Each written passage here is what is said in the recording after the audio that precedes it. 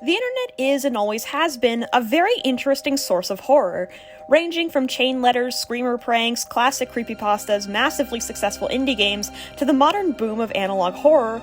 The internet has always been fascinated with the horror genre, and I think it makes sense. Horror, whether you like it or not, is an extremely fascinating genre. The idea of what scares a person, what keeps them up at night, can be so specific and intricate for every individual out there. But with internet horror, much like any internet creation, there's room for collaboration, for unique adaptations, and more. Anyone online can see your idea and get inspired by it to make their own version. There's a reason characters like Slenderman became so mainstream even to people outside of the creepypasta scene. Slenderman represents something special to so many people. Slenderman could be a terrifying, unspeakable monster, or a strangely comforting presence depending on who was writing him. But even outside of individual characters, certain premises have also just grabbed the attention of many internet users due to their potential. Analog horror is an example of that. While there is room to argue that the concept is being milked, in my eyes, the sheer amount of analog horror series out there is a sign that there is something appealing about the concept. The strange familiarity of the analog format mixed with the uncertainty of the creepy imagery is appealing to many people. Of course, these are examples of horror properties made with the intention of being scary. Another side of internet horror comes in the form of horror AUs. As we discussed in my AU video, oftentimes people will make scary versions of characters who are not scary, often from media aimed at kids. Some of the most famous creepypasta stories out there are examples of this, including Red Mist, Ben Drowned, Sad Mouse, Lost Silver, and Sonic.exe, although considering what happened to Sonic.exe in recent years, that's a whole other story. Regardless, this trend has continued as the world of online horror has evolved, and there are also examples of analog horror tied to specific real-world media like TMK, a Kirby-based analog horror series. This kind of horror content even extended to the fan base for My Little Pony Friendship is Magic, as one of the most notable early fanfictions was a horror story called Cupcakes. However, My Little Pony, despite being aimed at an extremely young audience, actually had a lot of horror-related fan content in the early years of the fan base, even beyond Cupcakes. It's no secret that when the show was released, it had a sudden and unexpected fandom of adults, mostly men, appear. As such, the online and even in-person fan spaces were split between the show's target audience of young children and the predominantly adult audience. Now, there is a lot that can be said about the adult side of the My Little Pony fanbase and the impact they had on the culture of the fandom, the show's legacy, and even the show itself. But what's important for today's discussion is the fact that many people in the My Little Pony fandom loved the horror content of the characters. When Cupcakes was released, many were mortified and appalled, but it was a significant moment in the fandom's life. After that, fan projects like Smiled HD, Luna Game, and Story of the Blanks became extremely noteworthy in the fandom. All of these fan projects being based on My Little Pony, a Hasbro tie-in cartoon made to sell pony toys of all things. But now, let's talk about today. It's been a few years since the end of the show, and the fandom has changed a lot. While it still exists, it's not as inescapable as it used to be. On top of that, the fandom is still filled with adults, but rather than being adults who watch the show ironically because 4chan told them to, the fandom is now mostly filled with old fans who watched the show when they were kids. And horror has only continued to become a bigger and more popular element of the internet, with even fandoms like Total Drama gaining a fascinating horror AU. And today, I thought it would be fun to discuss a significant trend that has captured the imaginations of artists and My Little Pony fans across the web: Infection AUs. My Little Pony Infection AUs, also known simply as just My Little Pony Infection, is not one single AU. It is rather a collective of horror zombie-style apocalypse AUs, often with a magical My Little Pony twist. These AUs were popularized through TikTok, but have since moved to other social media platforms like Tumblr and Instagram. These AUs have become an extremely popular art and horror trend, even attracting the attention of people who are not in the fandom like me. So, what are these AUs, why have they gained such popularity, and what can they tell us about the culture of horror AUs and the larger landscape of internet horror? To start, let's discuss the actual content of the AUs. First off, the presentation.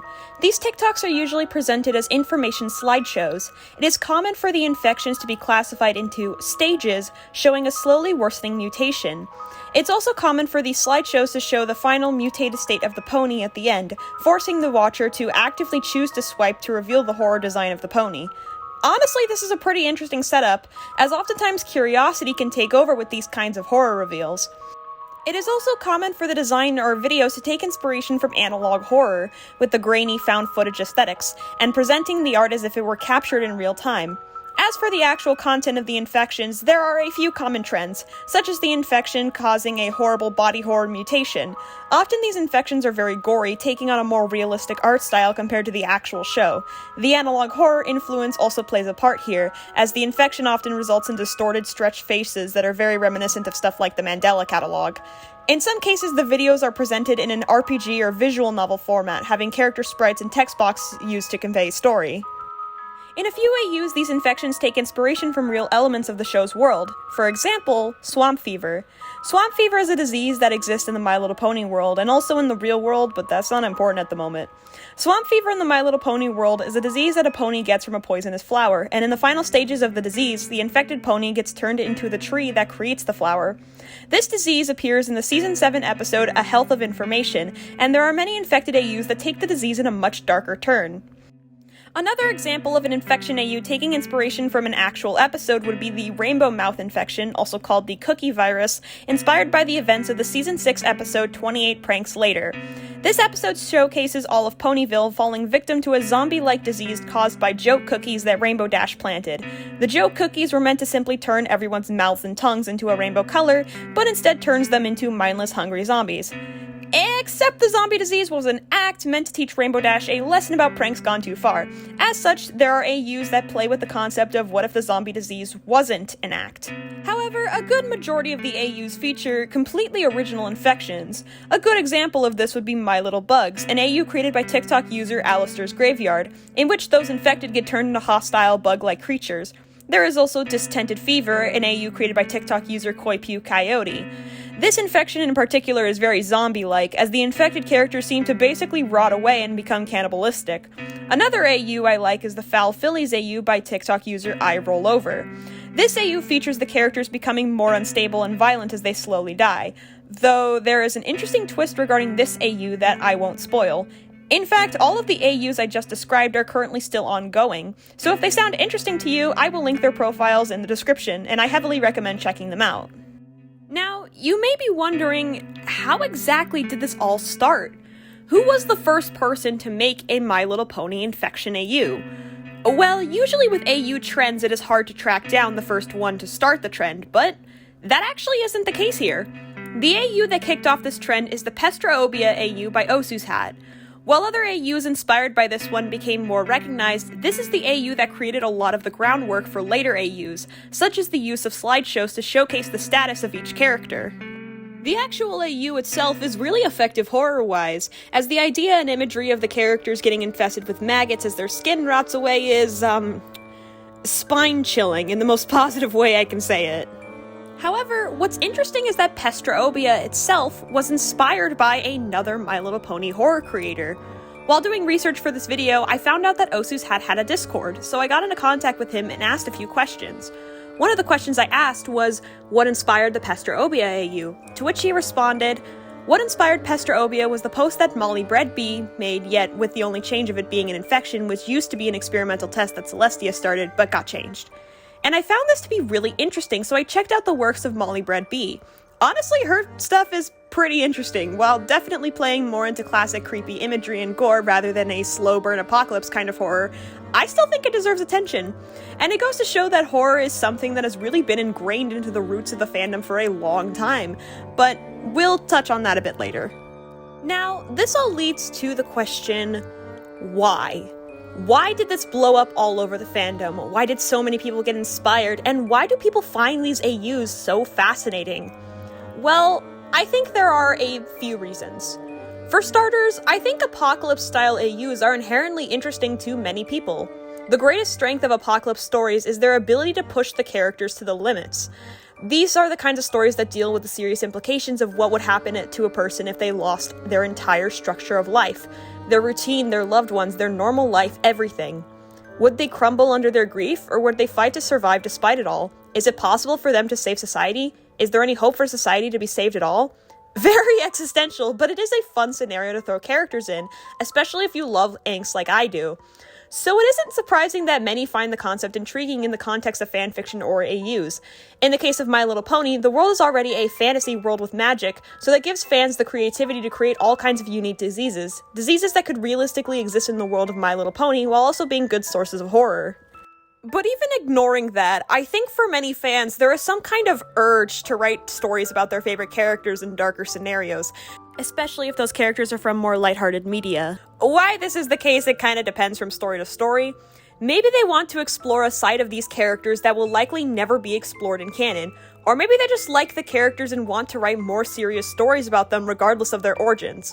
Unlike the My Little Pony horror content of the past, these new AUs are heavily centered around the characters and how they handle the apocalyptic scenario in question. Of course, some older My Little Pony horror stories had character exploration. I'm not saying it was all creepypasta slasher stuff, but I think it is safe to say that more non-fans are aware of Cupcakes than Story of the Blanks, if you get what I mean. A good example of this are the posts that focus on the characters Princess Cadance and Shining Armor. In the series, these two characters have a baby named Flurry Heart. So if either Princess Cadance or Shining Armor is infected in these AUs, it is common to see angst posts of how the other pony is handling the situation while also trying to keep Flurry Heart safe. In fact, one of the most famous infection videos actually falls into this category. If you're really deep into this trend, you probably already know the video I'm talking about. This Shining Armor video is easily one of the most well-known videos related to the entire Infection AU trend. Both because it is a genuinely creepy video, but also because the concept is really emotional. The idea of being infected with a zombie-like disease and slowly losing your mind, while still having some kind of knowledge of your family and a desire to see them, is such a good concept. In the case of these infection AUs, I think this trend is also an example of wanting to combine your interests no matter how unrelated they seem. This is a phenomenon I can easily relate to. I've noticed it is quite common for people to find ways to implement their other interests into whatever they are currently fixated on. This is basically the reasoning behind most crossover AUs, but this can also happen in a more vague sense. For example, if you're a fan of magical girl anime, the thought might cross your mind to draw the cast of your current favorite show as magical girls. So, with Infection AUs, this is a way for people who are fans of both horror content and My Little Pony to combine the two. But in relation to all of this, I think it is worth bringing up the fact that the idea of putting the characters of My Little Pony in the context of a virus infection horror story is actually nothing new. This current trend has often been compared to a very famous old fanfiction known as The Cough. The Cough is a story about the main six hiding away in a shelter away from a disease whose only warning sign is coughing. In the shelter, one of the six coughs, but no one knows who. Fluttershy confesses to coughing and is killed to prevent the disease from spreading, but even after she is killed, someone else coughs. This idea has a really compelling setup. It's subtle but effective. Honestly, it's fascinating to me, because the setup of a story being about a group of characters trapped in a shelter with one of them being infected with a deadly contagious disease, though no one knows who, has so little to do with My Little Pony. Like, this is not meant to be an insult to the writer, but I think it is interesting that you could hypothetically make this story about any character. If you change the names, a few lore details in the pony dialect, you could easily pass this off as a fanfic for any other franchise or even an original short story. Again, this isn't meant to be an insult, but it leads me to wonder, why tie this story to My Little Pony? This isn't a phenomenon unique to My Little Pony. There are a lot of media-based creepypastas and horror AUs that could very easily be made into original works. But the fact that they are tied to specific franchises, in this case a franchise so tonally dissonant from the fan content, is something I can't help but contemplate. In my opinion, the answer to this is simply just fans really like to imagine their favorite characters in all kinds of scenarios, especially ones that would never be showcased in canon. It is a simple answer, yes, but it's the one that makes the most sense to me. I've discussed multiple times before on this channel that part of the appeal of fanon is the ability to make whatever you want relating to characters you're attached to, and the idea of weaving horror elements into a non-horror story is an interesting challenge to say the least. You could hypothetically make a horror story that works in the context of the existing world, or you could go the Gorefield route and make a horror AU so disconnected from the original source material that it becomes its own separate thing, whichever appeals to you. Plus, while you could hypothetically turn these AUs into original stories, in some cases it might be more fun to apply these ideas to existing characters. You could hypothetically make an original story about a serial killer baker who kidnaps people and bakes them into cupcakes, or you could apply that idea to an existing baker character from a show you're currently watching. Even more fun is the fact that this baker character in question is an extremely bubbly and positive character, thus making the contrast between her actual character and the version you've created more fascinating. In the case of more lighthearted all-ages media, part of the fun of these horror alternate versions is the fact that they are so disconnected from the canon, thus you can go completely wild with your ideas. These Infection AUs are extremely gory and disturbing, but in a sense that is part of their appeal. The fact that these infections are so disturbing compared to the show that inspired them is definitely a factor that drew a lot of people in. This was also something I asked Osu's Hat about. I asked him about possible reasons people found the trend so compelling. His answer was simply this: nostalgia. And I personally think he's correct about this. Nostalgia is a massively popular factor in all kinds of online spaces, and we're reaching a point where people are now nostalgic for the 2010s. And I speak from experience when I say nostalgia can be a massive source of inspiration. Media we enjoy when we are young can often be some of the most important and influential media of our lives, and that includes fan media. But, on the topic of old fandom nostalgia and current fandom trends, I suppose we should talk about the major concern regarding these AUs. When it comes to horror content based around kids' media, there is a certain issue that comes up often in discussions, and that is the issue of actual children finding this content. This topic is admittedly a complicated one. I've spoken to a few people on this topic, and I've received mixed opinions regarding it. A few people admitted to being uncomfortable with the knowledge that anyone, including young kids, could just randomly come across scary content without warning now that horror is so common in online spaces. As such, they felt that this content should be better regulated. A few people, however, admitted that they didn't feel as strongly about it. They felt that this kind of content is going to exist no matter what corner of the internet you find yourself in, so there is no point in trying to regulate it. In my opinion, I can see both sides of this debate. I can empathize with the people who don't want children to, randomly come across gore, while also acknowledging the fact that horror content will always exist online. This conversation is one that has a lot of layers, because there is no simple answer or solution. I love online horror content, and I love the Infection AUs, but I understand completely why some people don't, especially considering the issue of children having unregulated internet access has continued to be a bigger topic of debate. It's fair for people to wonder how this kind of content may affect people, especially kids.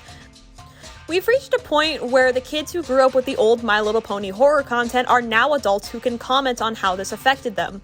I've seen plenty of fans discuss how they hold a lot of nostalgia towards the horror side of the fandom, while also having mixed feelings on it, which I think is understandable. These stories served as an impactful part of many people's childhoods, but a lot of these stories were extremely graphic, and in some particularly disturbing cases, they were graphic in a completely different sense. Again, this all ties back to the issue of children having unsupervised internet access, which is still a massive issue, but at least it's being more discussed nowadays.